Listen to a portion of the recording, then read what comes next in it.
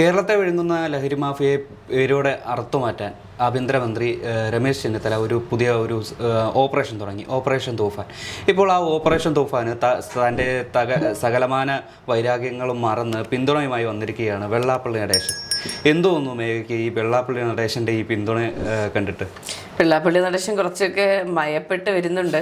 അത് എന്തിനാണെന്നുള്ള ചോദ്യത്തിലേക്ക് നമുക്ക് കടക്കാം. അതിനു മുൻപ് തൂഫാൻ എന്ന് പറയുന്നത് വളരെ നല്ലൊരു പദ്ധതി തന്നെയാണ്.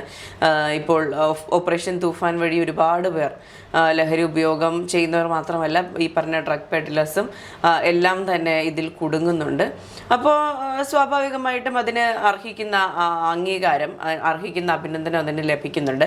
പക്ഷേ വെള്ളാപ്പള്ളി നടേശൻ ഇത് എന്ത് കണ്ടാണ് ചാടുന്നത് എന്ന് നമുക്ക് വ്യക്തമായിട്ടറിയാം. കാരണം അദ്ദേഹം കഴിഞ്ഞ 10 വർഷക്കാലം പിണറായിയുടെ തണലിൽ സേഫായിട്ട് കളിക്കുകയായിരുന്നു. സേഫ് ഗെയിം ആയിരുന്നു പുള്ളി നടത്തിക്കൊണ്ടിരുന്നത്. പക്ഷേ ഇപ്പോൾ പല കേസുകളുടെയും പിന്നാമ്പുറ കഥകൾ പുറത്തു വരികയെങ്കിലും ചെയ്യുന്നുണ്ട്.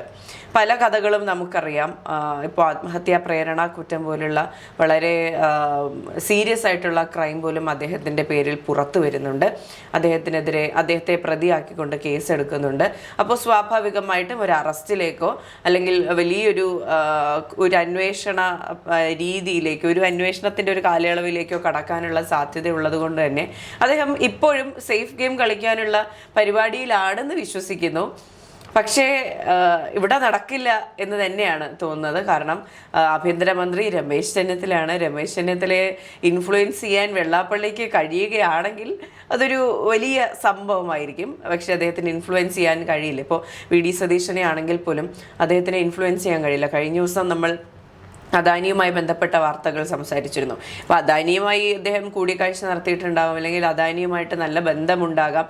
പക്ഷേ വിഴിഞ്ഞം പോർട്ടിൽ അദാനിക്ക് ഈ പറഞ്ഞതുപോലെ ഒരു മോണോപോളി സമ്മതിക്കില്ല എന്ന് വി.ഡി. സതീശൻ നിയമസഭയിൽ വ്യക്തമായി അറിയിച്ചിട്ടുണ്ട്. അപ്പോൾ വി.ഡി. സതീശനാണെങ്കിലും ആഭ്യന്തരമന്ത്രി രമേശ് ചെന്നിത്തലയാണെങ്കിലും കൃത്യമായ നിലപാടുകൾ അറിയിക്കുന്നുണ്ട്. ഇതാണ് ഞങ്ങൾ ഉദ്ദേശിക്കുന്നതെന്ന്. അപ്പോൾ വെള്ളാപ്പള്ളിയെ പോലെ ഒരു ഇത്രയും സീരിയസ് ക്രൈമുകൾ ചെയ്തൊരു വ്യക്തിയെ എന്തിൻ്റെ അടിസ്ഥാനത്തിലാണെങ്കിലും സേഫ് ഗാർഡ് ചെയ്യാൻ ഇനി സർക്കാർ തുനിയില്ല എന്നാണ് എൻ്റെ ഒരു റീഡിങ്.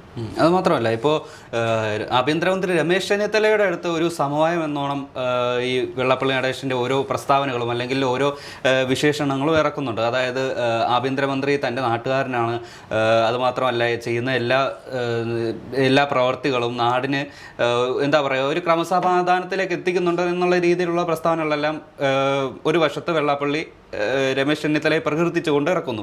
മറുവശത്ത് ഇപ്പോൾ NSSൻ്റെ സുകുമാരൻ നായരും SNDPയുടെ വെള്ളാപ്പള്ളി നടേശനും ഈ ഒരു ആക്രമണം മുന്നിട്ടാണ് അത് നമ്മുടെ വി.ഡി. സതീശനെ സമീപിക്കുന്നത്. ഒരു തരത്തിലുള്ള കോംപ്രമൈസും വി.ഡി. സതീശൻ്റെ അടുത്ത് ഇതുപോലത്തുള്ള സാമുദായിക നേതാക്കൾക്ക് സാധിക്കുന്നില്ല എന്നുള്ളത് ഈ ഒരു വെള്ളാപ്പള്ളി നടേശന് ഏറ്റവും വലിയ തിരിച്ചടി നേരിടുന്ന ഒരു സാഹചര്യത്തിൽ ഒരുക്കുകയാണ്. ഇപ്പോൾ സമുദായ നേതാക്കളെന്നല്ല ആരാണെങ്കിലും എനിക്കൊന്ന് വ്യക്തി കേന്ദ്രീകൃതമായി നോക്കിയാൽ പോലും സ്വാർത്ഥലാഭങ്ങൾക്ക് നിന്നു കൊടുക്കുന്നില്ല എന്നാണ് ഇതുവരെ മനസ്സിലാകുന്നത്. ഇനി അങ്ങോട്ട് എങ്ങനെയാണ് എന്നുള്ളത് അറിയില്ല. അഥവാ ഈ പറയുന്ന പോലെ സാമുദായിക നേതാക്കളെ കൂട്ടുപിടിച്ച് ഇപ്പോൾ വെള്ളാപ്പള്ളിക്ക് കൂട്ടുപിടിച്ച് അദ്ദേഹം വർഗീയത പറയുമ്പോൾ മിണ്ടാതിരിക്കുകയാണെങ്കിൽ തീർച്ചയായും വിമർശിക്കും. അത് ആര് ചെയ്താലും ശരിയല്ല. നമ്മൾ കഴിഞ്ഞ സർക്കാരിൻ്റെ കാലത്ത് കണ്ടതാണ്. ഇപ്പോൾ വെള്ളാപ്പള്ളിയെ പിണറായി വിജയൻ കൂട്ടുപിടിച്ചിരുന്നത് ചിലപ്പോൾ വോട്ട് ബാങ്കിൻ്റെ അടിസ്ഥാനത്തിലായിരിക്കാം, അല്ലെങ്കിൽ വെള്ളാപ്പള്ളി കേന്ദ്രവുമായി ബന്ധമുള്ളത് കൊണ്ട് പല കേസുകളും മുക്കാനാണെന്നുള്ള നറേറ്റീവും ഉണ്ട്. എന്തായാലും ഈ പറഞ്ഞ വി.ഡി. സതീശനോ രമേശ് ചെന്നിത്തലയ്ക്കോ കേന്ദ്ര ഏജൻസികൾ അന്വേഷിക്കുന്ന ഒരു കേസുകളും പിന്നിലില്ല. അപ്പോൾ ആരെയും പേടിക്കാനില്ല. ഇപ്പോൾ മുൻ മുഖ്യമന്ത്രി പിണറായി വിജയൻ പറയുന്നൊരു കാര്യമാണ്, മടിയിൽ കനമില്ലാത്തവന് പേടിക്കേണ്ട കാര്യമില്ല എന്ന്. പക്ഷേ ഈ പറഞ്ഞ മടിയിൽ കനമില്ലാത്ത പേടിക്കേണ്ട കാര്യമില്ലാത്ത വ്യക്തികൾ എന്ന് പറയുന്നത് ഈ പറഞ്ഞ രമേശ് ചെന്നിത്തലയും വി.ഡി. സതീശനുമാണ്. അപ്പോൾ സ്വാഭാവികമായും അവർക്ക് ആരുടെയും കൂട്ട് വേണ്ട.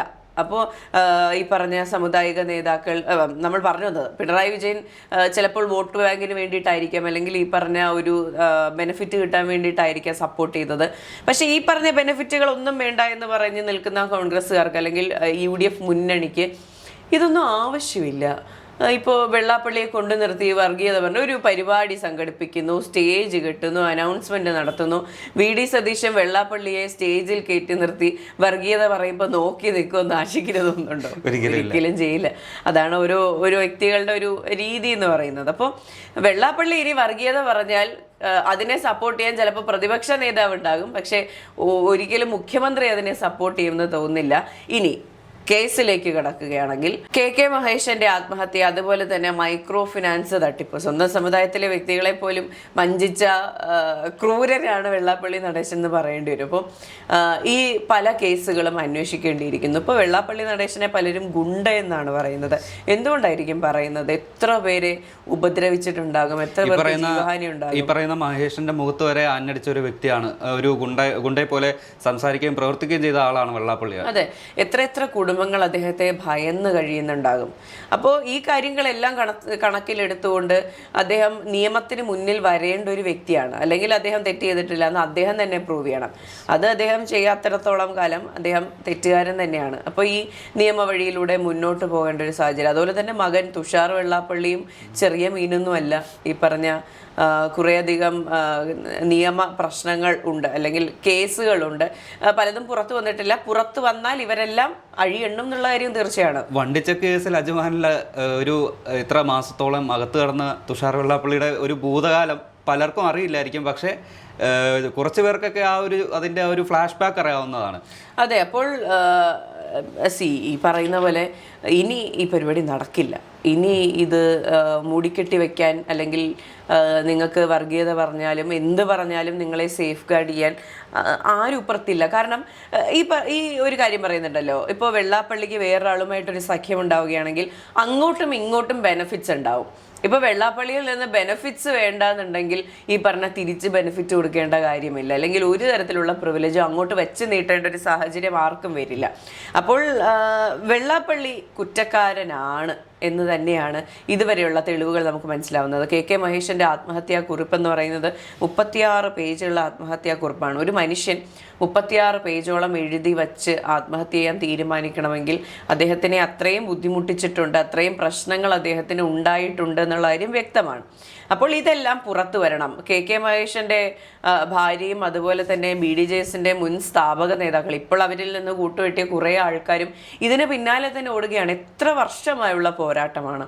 അപ്പോൾ ഉറപ്പായും ഇപ്പോൾ സന്ദർശിച്ചു എന്ന്, അല്ലെങ്കിൽ തൂഫാനെ പ്രകീർത്തിച്ചു എന്ന് പറഞ്ഞ് ഒരിക്കലും രമേശ് ചെന്നിത്തല ഇദ്ദേഹത്തെ സേഫ് ഗാർഡ് ചെയ്യാൻ ശ്രമിക്കില്ല എന്ന് തന്നെയാണ് ഇതുവരെയുള്ള വിലയിരുത്തൽ. ഒരുപക്ഷെ എൻ്റെ ഒരു സംശയം ചോദിക്കട്ടെ, അതായത് വെള്ളാപ്പള്ളിയുടെ മനസ്സിൽ ഇങ്ങനെ ഒരു പോയിന്റ് ആയിരിക്കും. ഇപ്പോൾ പിണറായി വിജയനെ വാനോളം ഉയർത്തി അവസാനം ആഗോള അയ്യപ്പ സംഗമത്തിൽ അദ്ദേഹത്തിൻ്റെ കേരള സ്റ്റേറ്റ് നമ്പർ 1 കാറിൽ വന്നിറങ്ങി ആഗോള അയ്യപ്പ സംഗമത്തിൽ വെള്ളാപ്പള്ളി നടേശൻ. ഇപ്പം അതുപോലെ ഈ ഒരു രമേശ് ചെന്നിത്തലയെ തുടക്കം മുതലേ, അതായത് സ്വന്തം നാട്ടുകാരൻ എന്ന നിലയ്ക്ക് ഒരു പൊക്കി പറയുന്ന ഒരാളാണ് വെള്ളാപ്പള്ളി നടേശൻ. ഇപ്പോൾ നൈസായിട്ട് രമേശ് ചെന്നിത്തലയെ പൊക്കി പറഞ്ഞ് അദ്ദേഹത്തിൻ്റെ വലം കൈയോ അല്ലെങ്കിൽ ഇടം കൈയോ ആവാനുള്ള ശ്രമമായിരിക്കും ഈ ഒരു വെള്ളാപ്പള്ളി നടേശൻ ഇപ്പോൾ പറയുന്നതിൻ്റെ ഒരു സീക്രട്ട് എന്ന് പറയുന്നത്. പക്ഷേ എനിക്ക് തോന്നുന്നത് ഒരു ഏറെക്കുറെ ഒരു മൃദുഭാവമാണ്. അതായത് VD സതീശനെ പോലെയല്ല രമേശ് ചെന്നിത്തല. ഒരു മൃദുഭാവം എപ്പോഴും കാത്തു സൂക്ഷിക്കുന്ന ഒരു വ്യക്തിയാണ് ഈ ഒരു രമേശ് ചെന്നിത്തല. അത് മുഖ്യമന്ത്രി ചർച്ചകളിലായാലും അല്ലെങ്കിൽ ഇതിനു മുമ്പുള്ള ഏത് സംഭവം എടുത്തു നോക്കിയാലും അദ്ദേഹത്തിൻ്റെ ഒരു എന്താ പറയുക, ഒരു സോഫ്റ്റ് ആയിട്ടുള്ള, ഒരു അത്ര പരുക്കനല്ല, ഒരു സോഫ്റ്റ് ആയിട്ടുള്ള സ്വഭാവമുള്ള ഒരു മനുഷ്യനാണ്. അപ്പോൾ ഈ ഒരു വെള്ളാപ്പള്ളി നടേശനെതിരെ ഇത്ര റൂഡായിട്ട് ആഭ്യന്തരമന്ത്രി എന്ന നിലയിൽ രമേശ് ചെന്നിത്തല ആക്ഷൻ എടുക്കുമോ എന്ന് ഒരുപക്ഷെ വെള്ളാപ്പള്ളി നടേശൻ കരുതി കാണും. അതിന്റെ ഭാഗമായിരിക്കും ഇതുപോലെ പൊക്കി പറച്ചിലുകളല്ല. അത് തന്നെയാണ് പറഞ്ഞത്.